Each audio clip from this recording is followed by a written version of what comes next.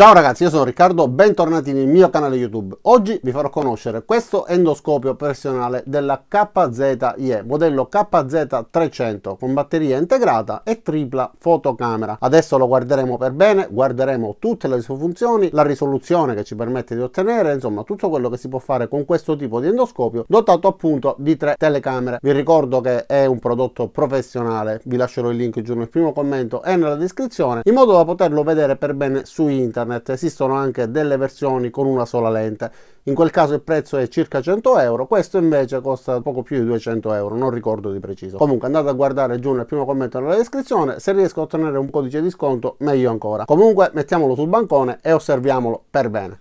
E allora viene venduto all'interno di questa confezione accompagnato dal manuale di istruzioni, un cavo USB micro USB che serve sia per ricaricarlo che per trasferire le immagini dal dispositivo al computer. Possiamo sia registrare dei video che scattare delle fotografie. Alcuni accessori, quindi un magnete e un piccolo gancio che ci permettono di raccogliere delle chiavi, comunque con i magneti possiamo raccogliere per esempio dei dati che cadono all'interno del vano motore, eccetera. Insomma molto utili e diversi da quelli che troviamo solitamente con altri endoscopi. Questo invece è il cavo, che è dotato anche di 6 LED, questi si illuminano con diverse intensità in modo da ottenere una buona illuminazione in base a ciò che dobbiamo guardare. Abbiamo però ben 3 telecamere, uno sulla parte frontale, una sulla parte destra e l'altra sulla parte sinistra. Anche le telecamere laterali hanno LED che illuminano la zona che stiamo inquadrando. Ma concentriamoci sull'endoscopio vero e proprio. Allora abbiamo questo dispositivo molto robusto, anche se leggero, con questa copertura in silicone che lo protegge da eventuali urti. Sulla parte alta abbiamo il tastino di accensione a scorrimento, una volta acceso comparirà l'icona, dopodiché avremo la schermata con l'inquadratura.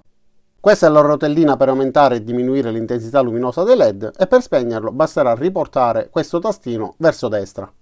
Da questa parte, semi nascosto dalla cover, abbiamo anche un LED di stato di colore verde e più in alto, sempre nascosto dalla cover, abbiamo la possibilità di inserire un laccetto per poterlo assicurare al nostro polso, però comunque non viene dato in dotazione. Da questa parte abbiamo dei tasti che ci permettono di selezionare varie funzioni e sul display abbiamo alcune informazioni, tra cui il livello di carica della batteria, considerate che l'ho utilizzato per più di un'ora e mezza e ancora la batteria è a metà della sua carica e quando ho iniziato ad utilizzarla non era al 100%, quindi come autonomia ne abbiamo a sufficienza. Sulla parte bassa abbiamo delle icone, quindi l'icona della fotocamera che ci permette appunto di scattare le fotografie semplicemente premendo questo tastino. Infatti con questi tasti selezioneremo le varie icone e con questo daremo l'ok.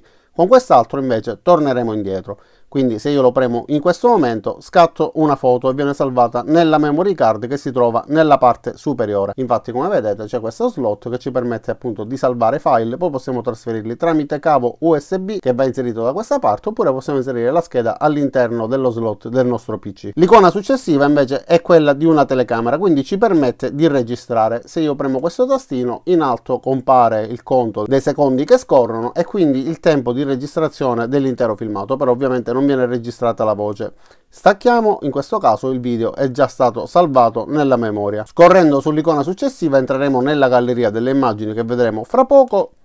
E l'ultimo invece è un ingranaggio, quindi ci permette di variare alcune impostazioni riguardanti il dispositivo. Abbiamo la possibilità di variare la risoluzione, vi ricordo che quella massima è 1920x1080, quindi è un Full HD. Il linguaggio purtroppo non è presente l'italiano, quindi lo lasciamo in inglese. Possiamo regolare la luminosità, ruotare lo schermo, perché potremmo avere la necessità di guardarlo dalla parte opposta, quindi possiamo ruotarlo per vederlo bene. Possiamo anche formattare la memory card. Più in basso vediamo ancora lo spazio disponibile all'interno della memory card. L'ultima voce invece riguarda il firmware installato. Ovviamente è un dispositivo che può anche essere aggiornato quando verranno rilasciati degli aggiornamenti, ma io sto fremendo, devo farvi vedere subito la sua risoluzione. Guardate come riesce a registrare e con quale risoluzione riusciamo a vedere anche le scritte più piccole, ma ora lo vedremo comunque per bene da vicino. Guardiamo anche le caratteristiche tecniche riportate nel manuale di istruzioni. Quindi abbiamo un display da 4,5 pollici, la possibilità di ruotare a 360 gradi l'immagine, le diverse lingue tra cui appunto inglese, francese, tedesco eccetera, la connessione USB micro USB e la possibilità di utilizzare la micro SD. Il diametro della telecamera è di 8 mm e la risoluzione massima come abbiamo detto è in Full HD, ma possiamo impostare anche 1280x720 oppure 640x480, ma viste 32 GB a disposizione della memory card vi consiglio di lasciarlo comunque a massima risoluzione. La distanza di messa a fuoco della lente frontale va da 3 fino a 10 cm, ma in realtà riesce riesce a riprendere benissimo anche a distanze maggiori, mantenendo comunque la messa a fuoco. Invece la lente laterale, quindi l'obiettivo laterale contrassegnato con la lettera B, ci permette di mettere a fuoco ad una distanza che vada da 2 a 6 cm. Quella contrassegnata con la lettera C ancora di meno, quindi da 1 cm a 2 cm e mezzo. Ed è quindi da utilizzare in base alla zona che dobbiamo riprendere. Se si tratta di spazi più o meno stretti, ci adegueremo utilizzando una oppure l'altra telecamera. E come vi ho detto poco fa, sulla lente principale abbiamo 6 LED, invece su quelle laterali una ciascuno, quindi in totale 8 LED con luminosità regolabile ad alta intensità. Il cavo è lungo ben 4 metri, è semirigido ovviamente perché ci deve permettere di raggiungere eventuali punti difficilmente raggiungibili rimanendo rigido, ma ci permette anche di raggiungere per esempio l'interno di un tubo alto potendolo spingere senza difficoltà. Se fosse più flessibile ovviamente si ripiegherebbe sul suo peso e non ci permetterebbe di arrivare in alto. Può essere utilizzato quindi per un impiego idraulico oppure un utilizzo meccanico, insomma tutte quelle circostanze nelle quali è necessario riuscire a vedere in spazi stretti e profondi, soprattutto se si tratta di spazi bui,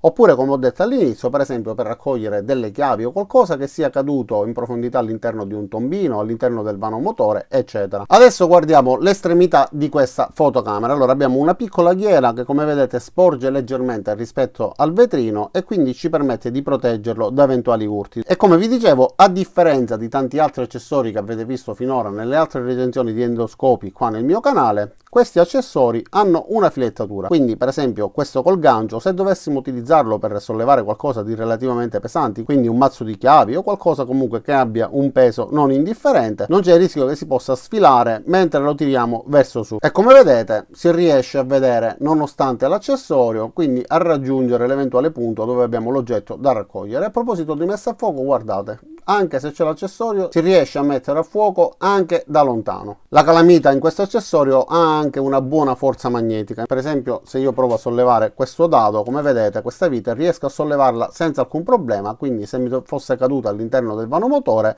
grazie all'accessorio potrei prenderla, sollevarla e continuare ad utilizzarla. Il cavo è separabile dallo strumento ed ha un innesto di tipo USB. Una volta separato ovviamente lo schermo diventerà di colore blu e non ci permetterà di vedere nulla perché ovviamente mancherà l'accessorio con l'obiettivo. Ma come avrete notato nella parte iniziale del cavo c'è questa sporgenza nella quale è presente un tastino e ci permette di passare da una telecamera all'altra. Quindi accendiamo i LED in modo da farvi vedere che si accendono anche quelli laterali. Questa è quella contrassegnata con la lettera C.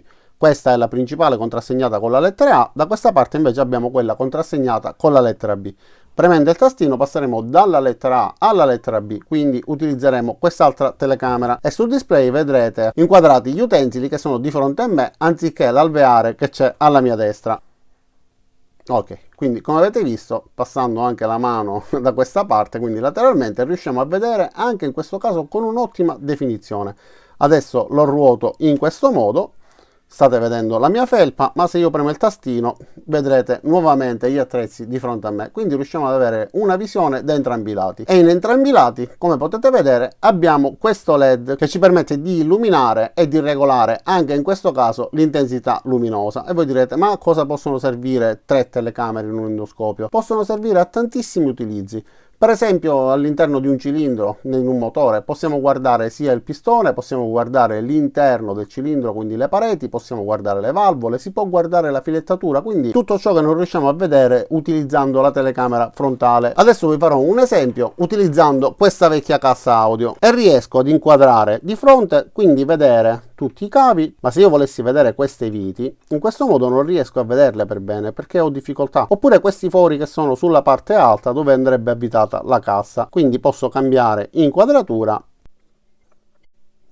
e in questo caso come vedete riesco ad inquadrare i fori, quindi rendermi conto per esempio se ci sono problemi, se uno di questi dovesse essere tappato, eccetera. Ma facciamo un esempio più pratico, così ci capiamo ancora meglio. Allora, questo è il carburatore della mia Vespa. Proviamo a riprendere l'interno e vi faccio vedere come in questo modo riesco a riprendere per bene il tutto, ma ovviamente non riesco a vedere tutto ciò che vorrei vedere. Quindi facciamo una cosa, cambiamo inquadratura. Guardate che differenza, in questo modo riesco a riprendere solo nella parte frontale, premendo il tastino cambierà un po' tutto.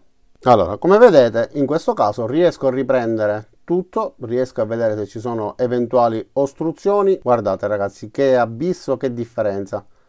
Si riesce a vedere tutto benissimo. Adesso cambio di nuovo telecamera, quindi quella contrassegnata con la lettera C. Allora, qua c'è un altro foro, come vedete riusciamo a vedere se è ostruito, potremmo vedere davvero qualunque tipo di problema presente in questo carburatore. Ma torniamo alla telecamera principale, ragazzi. Con la risoluzione di 1080p guardate come riusciamo a vedere molto bene, si riescono a riprendere tutti i dettagli, quindi vedere benissimo se ci sono problemi o ritrovare oggetti che abbiamo smarrito, come abbiamo detto poco fa, in spazi stretti e poco visibili. E allora, ragazzi, quindi cosa dire di questo endoscopio professionale? Come avete visto ha delle funzioni davvero molto interessanti, perché ci permette di riprendere con una buona risoluzione, di scattare delle buone fotografie, ma soprattutto ci permette di riprendere con 3 angolazioni differenti e 3 distanze focali differenti. Devo dire che obiettivamente come prodotto è valido, è fatto bene, costa tanto, ma è destinato ai professionisti. Se siete dei professionisti e se cercavate un endoscopio di buona qualità, date un'occhiata al link di questo prodotto. Se riesco ad ottenere un codice di sconto, andate a guardare giù, inseritelo al momento dell'acquisto ed eventualmente potreste risparmiare un po' di soldi. Detto questo, non mi resta che ringraziarvi di aver visto il video fino in fondo.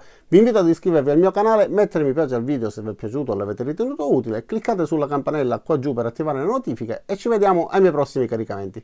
Ciao da Riccardo e a presto!